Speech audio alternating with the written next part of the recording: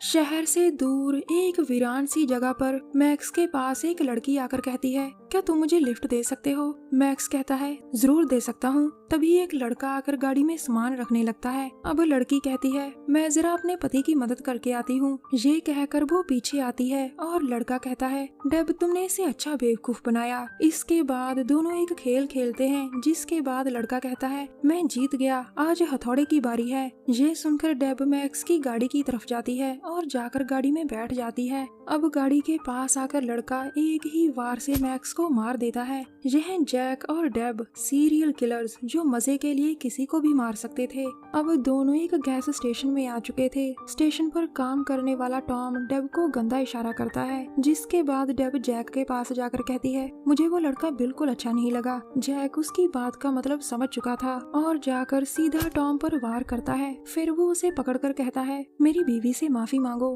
लेकिन टॉम कहता है, मुझे पता है कि ये गाड़ी किसकी है, तुम लोग चोर हो। वो गाड़ी वाला जहाँ पर रुका था। ये सुनकर जैक उसे छोड़ देता है और बाहर आकर गाड़ी में गैस डालने लगता है। अब डेब कहती है, तुम्हें उसे मार देना चाहिए था। ये सुनकर जैक कहता है, अब तुम्हारी बारी है। इसके बाद आधा काम जैक करता है और स्टोर में आग डेब लगाती है। अगले दिन सुबह एक लड़का और लड़की लिफ्ट तलाश रहे थे। लड़का कहता है, टिम्मी हम दूसरे शहर में जाकर नई जिंदगी शुरू करेंगे। दोनों बातें करते करते आगे बढ़ रहे थे। उधर जैक और डेब भी मैक्स की गाड़ी में जा रहे थे और इन दोनों को देखकर गाड़ी रोकते हैं। लड़का कहता है, रुकने के लिए शुक्रिया, मेरा नाम बॉब है और ये मेरी दोस्त टिम्मी। इसके बाद जैक उन्हें गाड़ी में आने को कहता है, लेकिन डेब जैक के फैसले से ज्यादा खुश नहीं थी। अब चारों लोग तेजी से अगले शहर की तरफ बढ़ रहे थे। कुछ देर बाद सभी लोग एक बार में पहुंच गए थे। जैक के पूछने पर बार वाला कहता है, यहाँ आसपास कोई होटल नहीं, मैं तुम लोगों को एक घर बताता हूँ जिसमें एक लड़की रहती है। उस लड़की ने अपने घर को होटल बना रखा है, तुम वहाँ रात बिता सकते हो। ये सुनकर सभी घर की तरफ जाने का फैसला करते हैं। थोड़ी ही देर बाद चारों लोग एक बड़े से घर के बाहर गाड़ी रोकते हैं। दरअसल सभी लोगों ने फैसला कर लिया था कि वो आज की रात यहीं बिताएंगे और आगे का सफर कल शुरू करेंगे। अब घर से निकलकर एक लड़की कहती है, मेरा नाम रीटा है, मैं इसी घर में रहती हूँ, आप सभी का मेरे घर में स्वागत है। इसके बाद सभी लोग जल्द ही अपने अपने कमरे में आकर अपना सामान रखते हैं। थोड़ी देर बाद जैक गाड़ी की डिग्गी खोलकर कहता है, माफ करना मैक्स, मैंने तुम्हारी लाश को अभी तक संभाल कर रखा। इसके बाद वो जल्द ही मैक्स की लाश को घर के पीछे दफनाने की तैयारी करने लगता है। अचानक उसके सामने एक नकाबपोश आता है और तभी जैक वार करता है, लेकिन नकाबपोश काफी सख्त जान था, जिसके कारण जैक को वहाँ से भागना पड़ा। दरअसल जैक को मुकाबले के लिए अब हथियार की जरूरत थी। उसे लगा कि सामने वाले कैबिन में जरूर हथियार होगा, लेकिन उम्मीद से पहले ही नकाबपोश आकर उसे मार देता है। अब रीटा के घर ऑफिसर विल आकर कहता है, आज तुम्हारे घर की तरफ एक गाड़ी आ रही थी, मैं बस तुम्हें देखने आया था कि तुम कैसी हो। रीटा के घर मेहमान देखकर वो वहाँ से चला जाता है। अगले दिन सुबह रीटा,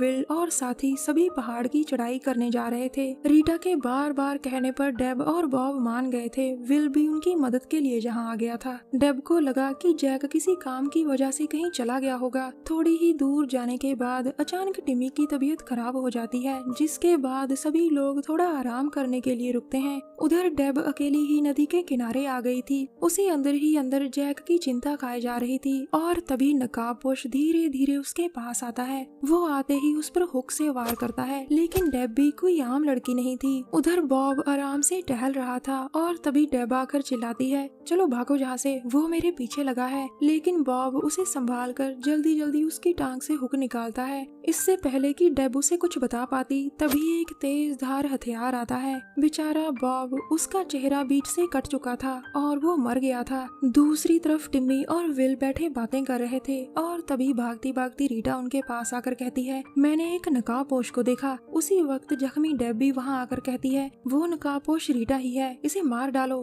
तभी रीटा 2 कदम पीछे हटती है और इससे पहले कि कोई कुछ समझ पाता, उसने विल पर वार कर दिया था। अब वो विल के टुकड़े टुकड़े कर रही थी, जबकि टिम्मी और डेब जल्दी जल्दी वहाँ से भाग रही थी। वो दोनों जल्दी जल्दी भागकर एक कैबिन में आ जाती है, जो अंदर से काफी डरावना था। डेब का दर्द के मारे बुरा हाल था, लेकिन वो किसी तरह अपने जख्म पर पट्टी बांधती है। तभी अचानक कैबिन का दरवाजा खुलता है, जिसके बाद रीटा बॉब की लाश अंदर लाती है। रीटा को देखकर दोनों लड़कियां छुप चुकी थी। अब रीटा रीटा एक बड़ा सा हथियार उठाकर उससे बॉब का पेट काटने लगती है। सच में ये नजारा देखकर किसी की भी रूह कांप जाए। रीटा जाते जाते विल की गन वहीं छोड़ जाती है, जिसके बाद डेब कहती है मुझे वो गन चाहिए। डेब की बात मानकर टिम्मी धीरे धीरे बाहर निकलती है और जल्दी जल्दी गन उठा लेती है। तभी अचानक वो कोई आहट सुनती है, जिसके बाद उसे पकड़ लिया गया था। कुछ देर बाद टिम्मी को एक कमरे में बांध रखा था। तभी अचानक उसके सामने एक टीवी ऑन होता है। अब टीवी में दिखाया जाता है कि रीटा का पति एक कैनिबल था जो इंसानी मांस खाता था। रीटा उसे ये सब छोड़ने को कहती है, लेकिन वो उल्टा उसे ही डांटता। वो उसे कई दिन लगातार टॉर्चर करता था। इसी बीच रीटा माँ बन गई थी, जिसके बाद उसने अपने पति को गोली मारकर मार दिया था।